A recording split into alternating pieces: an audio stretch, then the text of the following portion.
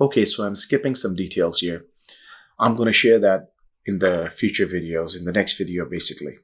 I got fired from a job March 17, 2011 because of CSIS. I got back to Edmonton, started living in Millwoods. I declined to have any more conversation with the CSIS guy. What my brother talked me into, it was one last conversation with this guy, Darren Prescott, which we did. We met at Indigo in the south of Edmonton. What he did was that he tried to recruit me. And what follows is the result of what happens when you don't get recruited as an informant for CSIS, or if you decline being recruited as an informant for CSIS. What Darren did was he presented a few papers, like printouts from different forums, online forums and different websites, primarily in Urdu language, the Urdu language that I actually speak and I read and write. In between those Urdu printouts, he snuck in one or two Arabic language printouts.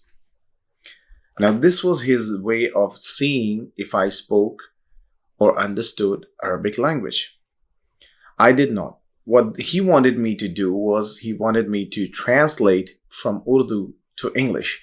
Now, those were from what you can call jihadist websites, even the websites that they do not agree with. What I did was that I did some translation on the fly for the Urdu language websites, and I told him what was written in there.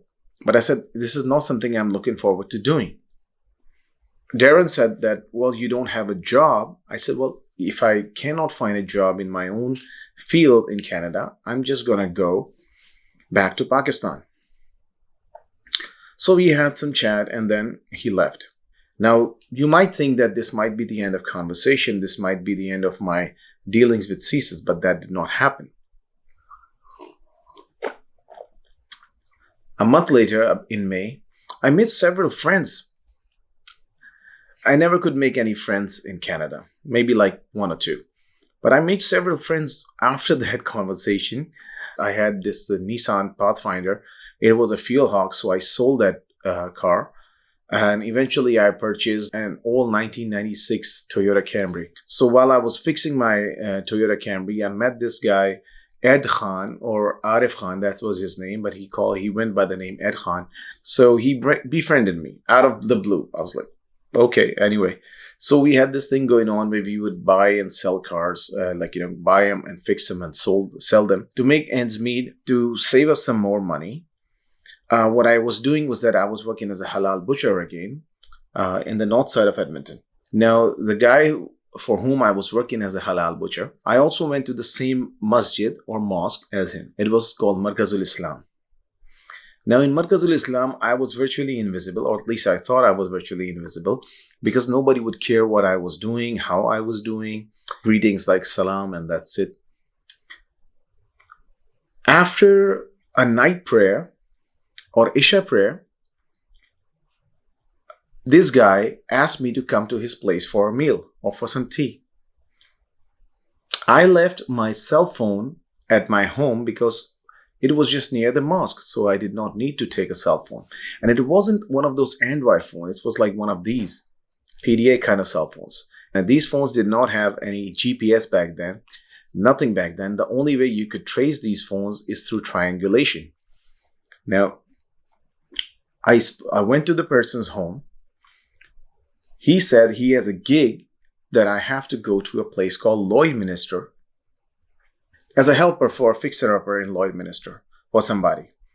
Now, he used his cell phone to talk to the guy with whom I was supposed to go with to Lloydminster. So I wrote down the address on a piece of paper, fed it into my TomTom. TomTom is a GPS. When I got home, I did not go in a car. TomTom could not connect to the internet. Got into my car and went to the north side of Edmonton to pick the guy who was going to take me to Lloydminster. I realized that I did not take my phone with me. Luckily enough, when I reached the place, the guy recognized me and got into my car. We drove to Lloydminster, where we would spend 2 days. And when I came back, there was a havoc at my house. The landlord came up to me. Several quote unquote friends came to me. The landlord came up and said that, where were you for the past 2 days? I said, what happened? I was out of town. He said, several people came looking for you. Many people asked us in the mosque where Aqiq was. Is he okay? Not just that, Darren actually had left a voicemail. After our last conversation at Indigo, Darren and I did not have any contact. But in these 2 days, 4 or 5 people in the masjid, people who were praying, regular prayers, asked about me in the masjid. Darren called, left a voicemail on my phone. Remember, I did not take my phone with me. Hey Aqiq, it's Darren Prescott phoning from CSIS here in Calgary. I realized I was in Edmonton last week, and I told you I'd call you when I was in the city, and I forgot, to be honest. But yeah, I just was phoning to see how things were going. I had no real issues, but just wanted to say hello and make sure everything was going well. So if you want to give me a call back and just let me know if everything's good, my number again is 403-206-9124. And my cell is 403-671-7716. Sorry again about forgetting to phone you while I was in Edmonton. I just got caught up with some other things. So anyway, I will talk to you later, and I hope to hear from you. Bye. And Arif, or Ed Khan, as he would call himself, came to the door and was pushing the landlord to tell him where I was. My landlord did not know where I was.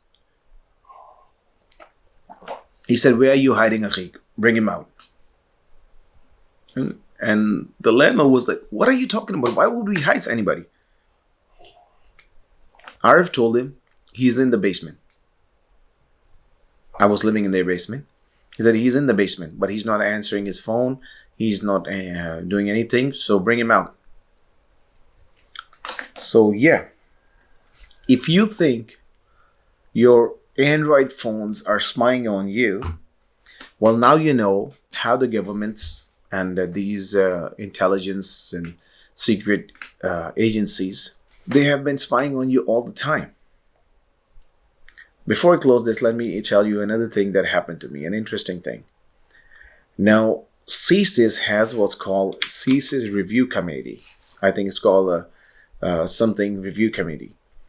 That you can call them and ask them if such and such person claiming to be from CSIS is actually one of their people. So I called that number and asked them, this person has been calling me and asking me questions, and he claims to be from CSIS. What I want to know if he's indeed one of your persons. They said, well, we'll let you know on this number. Right when I hung up, Darren called me and he was laughing. He said, they're never going to tell you. Now remember, I was living alone by myself, noticing all these things. What do you think my reaction should have been? Do let me know. If you're watching this thing, although there's a very small number of people watching this, but still, if you're watching these videos, do let me know. What do you think? A person who's living alone, because my family had moved to Ontario and I was just living by myself in Alberta at that time. What do you think I would have felt at that time when I found out that so many people were out there spying on me or quote unquote worrying about me when I was gone from the CSIS radar or the law enforcement radar? Yeah.